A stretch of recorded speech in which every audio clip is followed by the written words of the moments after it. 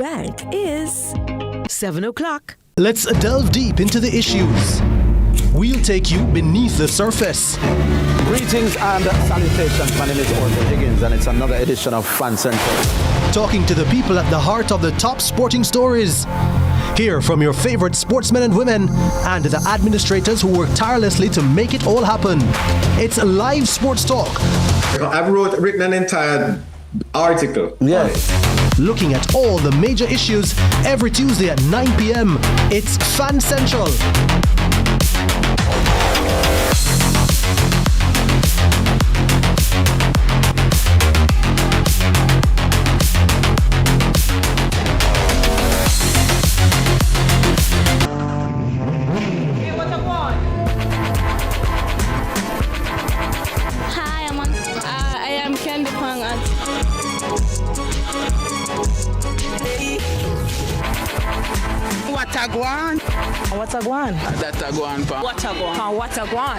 Watagwan.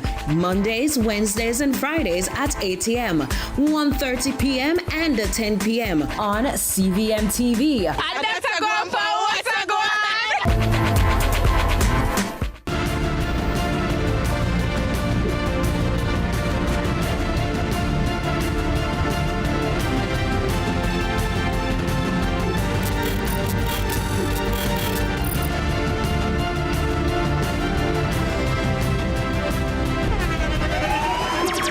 The internationally acclaimed On Stage with Winford Williams. At a new time, Saturdays at 8 p.m. on CVM TV. So much more than entertainment.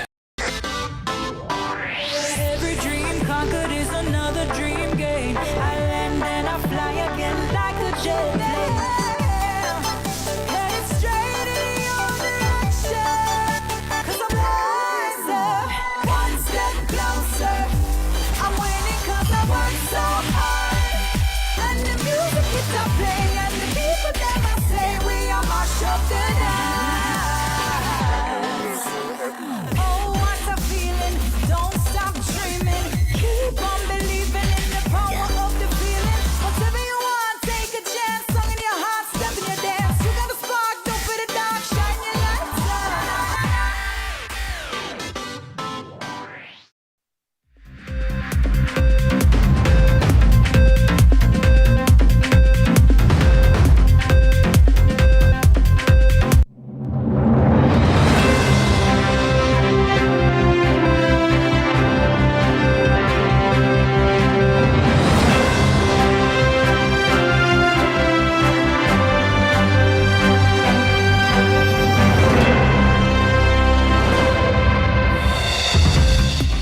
Tonight in CVM News at 7, world's largest naval vessel to dock in Jamaica on Monday. Mocha seeks help in unmasking mystery thug. Social cases weighing down local hospitals. Some patients are in hospitals for nearly a decade. There's farming forward. And later on in sports, one Jamaican named in West Indies' 15-man ODI squad.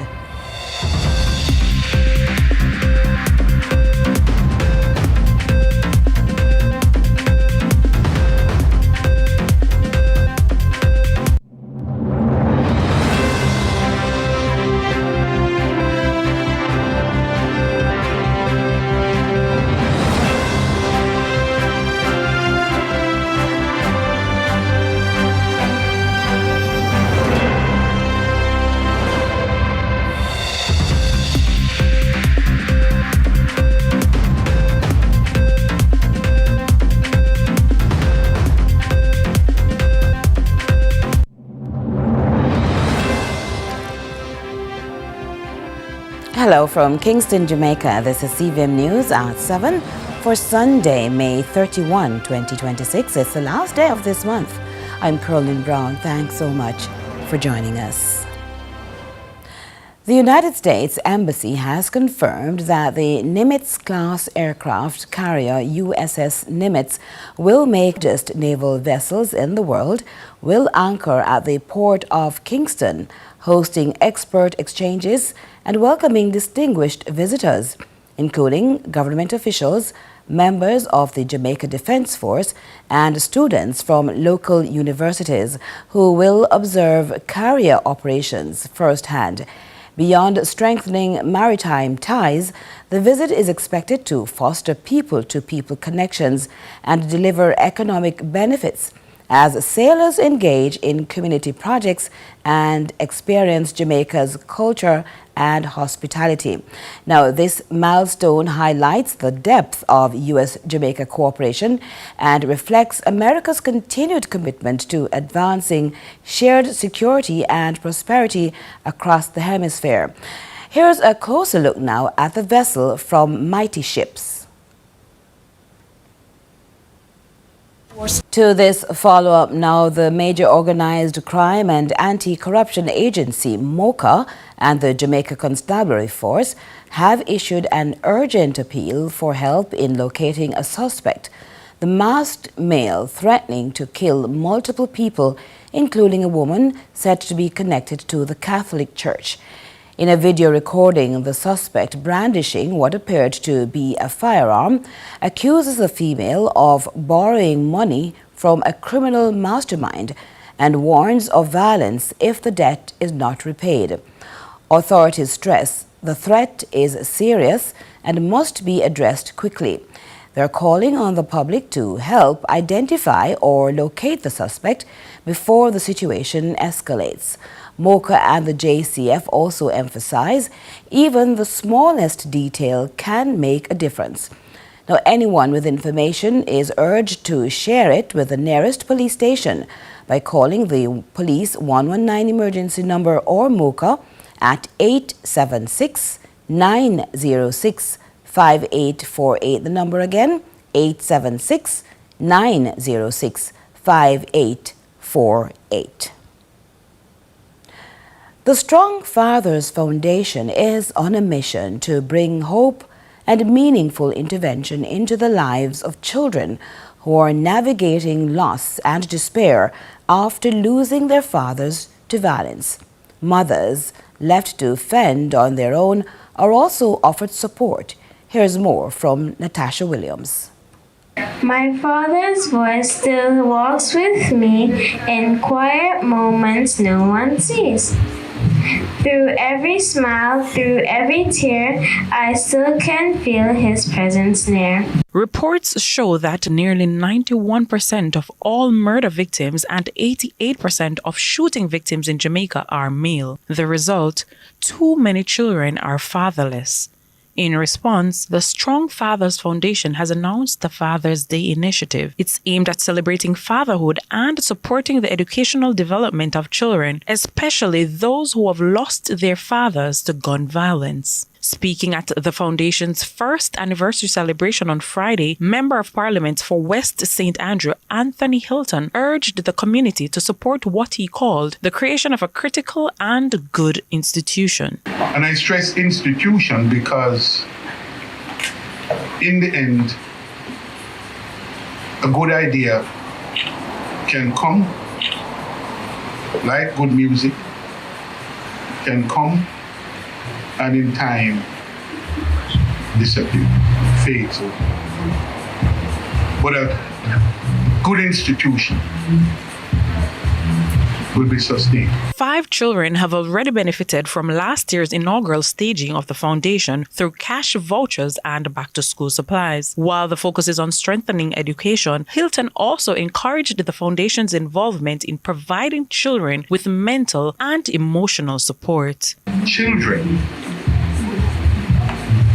who do not have the presence of strong fathers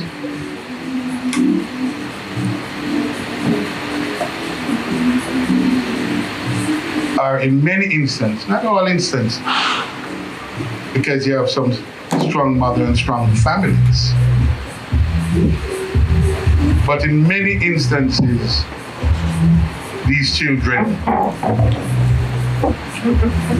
suffer a deficit in one way or the other.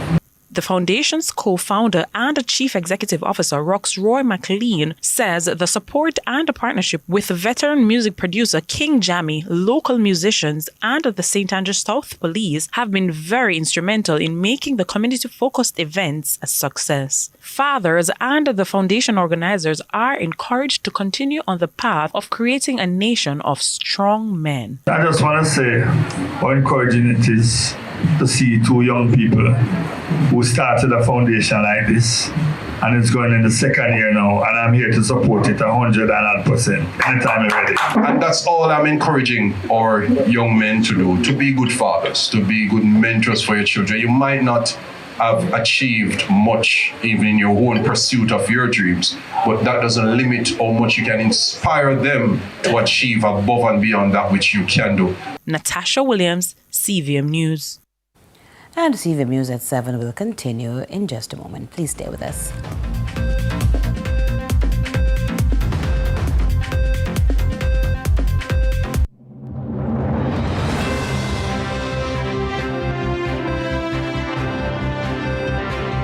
Tune in to Lead Story, weekdays at 6 p.m.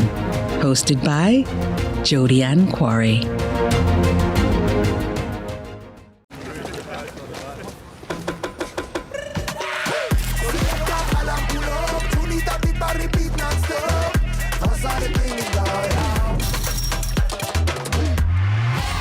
Lucozade, bring the energy. Unbeatable taste, new look.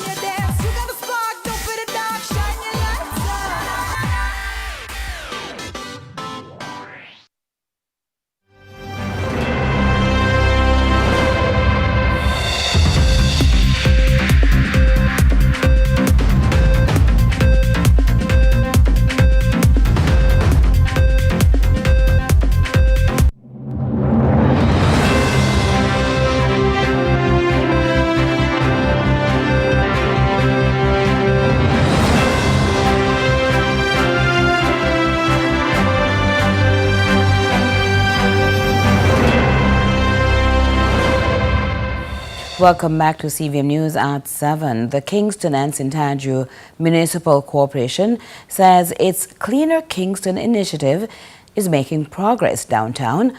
However, officials warn some vendor structures are now creating challenges for police enforcement efforts. Akeem Orit explains. City engineer at the Kingston and St. Andrew Municipal Corporation, Xavier Chevans, says police are facing challenges with vendors' tarpaulins stretching across the street. He explains the structure is blocking the public camera's view in the area, making it difficult for police to carry out law enforcement effectively. We have gotten some complaints also from the police as regards to the tarpaulins, which at times would offer poor visibility to the cameras in the area, which would affect their enforcement activities. So we are partnering with the police to ensure that the areas remain sterile and the roadway is free for maneuverability, and the vendors have their specific areas that they can apply their trade. Mr. Chevans says the city will introduce measures to prevent vendors from returning to the streets after roadways have been cleared.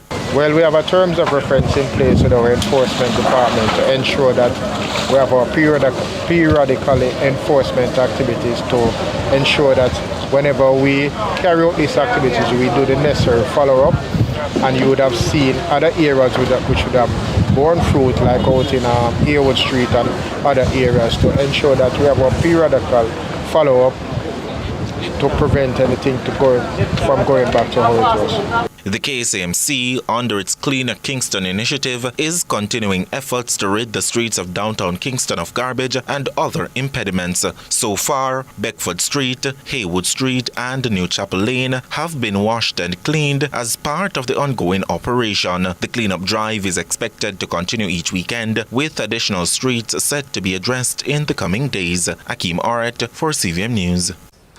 Now, relief could soon be coming for Caribbean businesses, particularly small and medium-sized enterprises, after the Caribbean Development Bank and IDB Invest signed a new agreement aimed at making it easier for businesses to export goods across the region.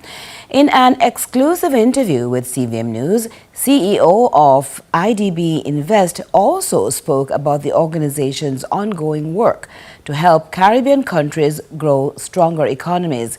Here's Amoy Harriet with more. Small and medium-sized enterprises account for as much as 70 to 85% of businesses across the Caribbean and provide roughly half of all jobs in the region. Yet, many still struggle to access the financing needed to trade internationally. It's why regional leaders now hope a new agreement between the Caribbean Development Bank and the private sector arm of the Inter-American Development Bank IDB Group, IDB Invest, could help ease some of those challenges by making trade financing more accessible. James Scriven is CEO of IDB Invest. He says the agreement was signed on Wednesday. So together with the Caribbean Development Bank and ourselves, we've got a program to be able to help SMEs, medium-sized enterprises, to be able to export within the continent and outside of the continent. And this trade facilitation program will allow them to do that. Mr. Scriven is in Barbados for the IDB Invest Sustainability Week, alongside some 800 business leaders from 46 different countries. Part of the mission, he says, is to help businesses do more than just turn a profit, but also help Caribbean countries build stronger, more resilient economies, especially as many of them continue to recover from major economic losses in recent years. When it comes to the Caribbean, there are two very big areas in which we work in. One, renewable energy.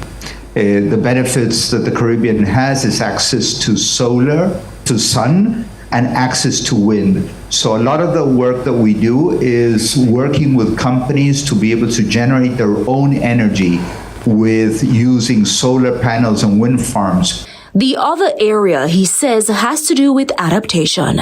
As you know, the Caribbean is unfortunately a very vulnerable sub-region in our continent, subject to acts of nature, hurricanes, droughts, and many acts that could affect businesses, could affect physical infrastructure. So a lot of the business that we do is making those physical structures more resilient to effects of climate. Now, 2025 was a record year for IDB Invest, with the institution reporting more than $13 billion in financing and investments across Latin America and the Caribbean. This year, Mr. Scriven says the goal is not just to surpass those figures, but to ensure the investments translate into real impact for people in the region.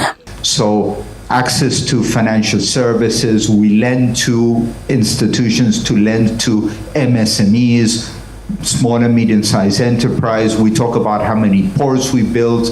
We talk about how many roads we built and how many kilometers. So everything we do targets indicators of development. And we've got a special tool that we call Delta, that is a development effectiveness tool that measures every work we do, access to beds when it comes to health and education, access to teachers. So all these indicators are particularly a focus of developmental impact that we do. Amoy Harriet, CVM News. And now some regional and international stories. We begin with news in the region. Hundreds of Cuban residents and Argentine supporters marched through central Buenos Aires in a show of solidarity with Cuba, condemning U.S. sanctions and the decades-long blockade on the Caribbean nation. Protesters carried Cuban flags and banners denouncing what they called economic pressure and imperialism while demanding dialogue and peaceful relations. In Guyana, the Ministry of Education has launched an emergency fast-tracked investigation after a highly disturbing video surfaced on social media depicting what appears to be physical and psychological abuse perpetrated against vulnerable students at the David Rose Special Education Needs School in Georgetown. More from HGP TV News.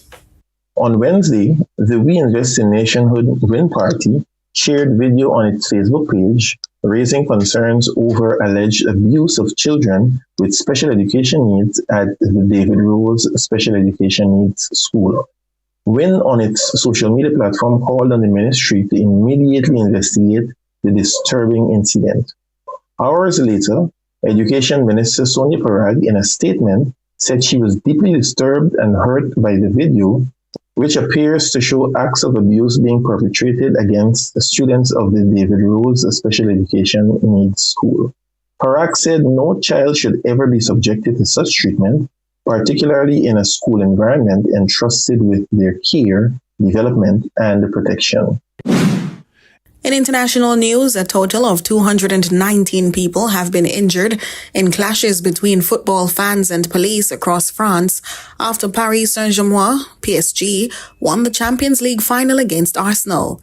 The latest from the BBC. We've seen huge celebrations all across the evenings. Now, there were several flashpoints in different areas in the city, especially around the Arc de Triomphe and the Champs-Élysées Avenue, where people were clashing with police quite heavily. Now, obviously, this number of arrests also took place, many arrests also took place near the Parc des Princes, which is in the southwestern part of town. Many of these arrests were controlled by the police. That's according to the words of the Interior Minister, Laurent Nunez, who had a presser about an hour or so ago, saying that overall the situation was very much under control by the police officers.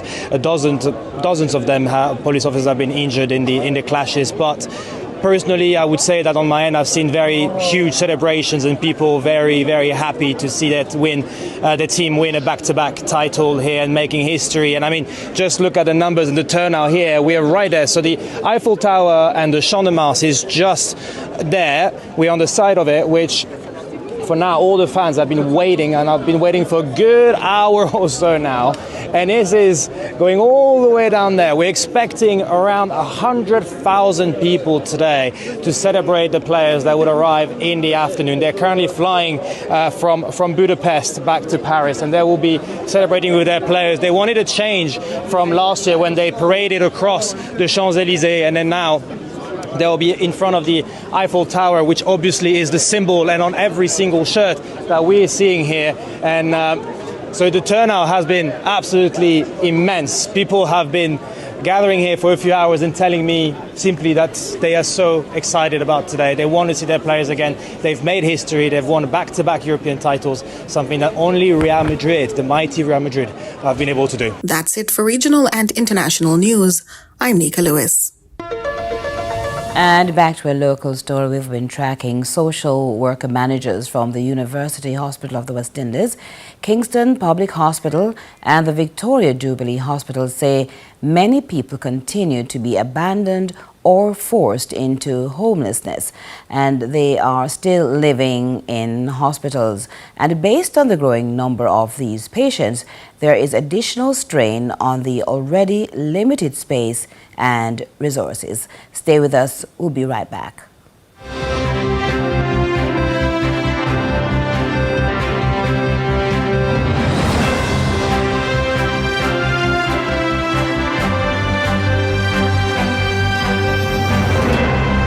Delve deep into the issues. We'll take you beneath the surface.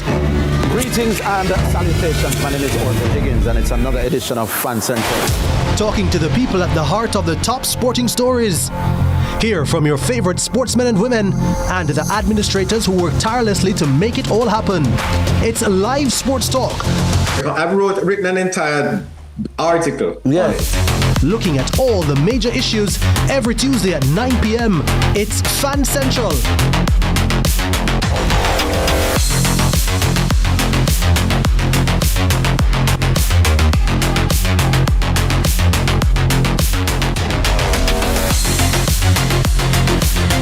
is the Popeyes Challenge Cup.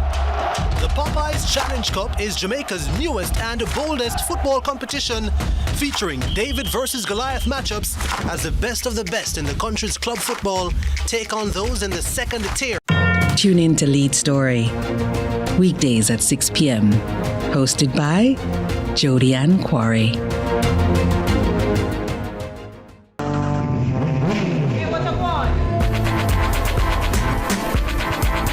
Hi, I am Candy Pang.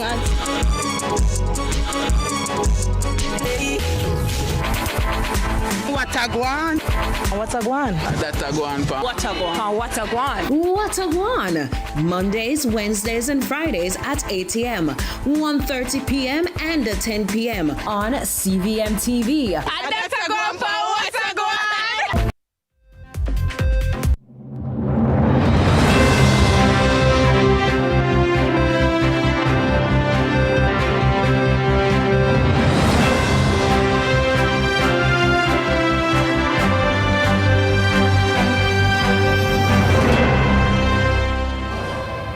Welcome back. A Jamaican broiler farmer in St. Catherine continues to enjoy the benefits of incorporating an industrial scalder and plucker into a business passed down by his father. Now, while automation turns days of work into hours, he's happy to share that good management practices helped to move the poultry organization from 500 to 3,600 and growing.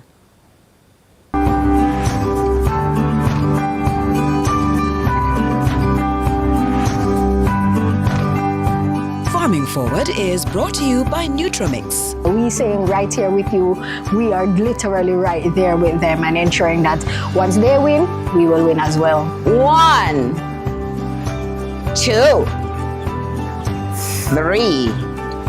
That's technology at work.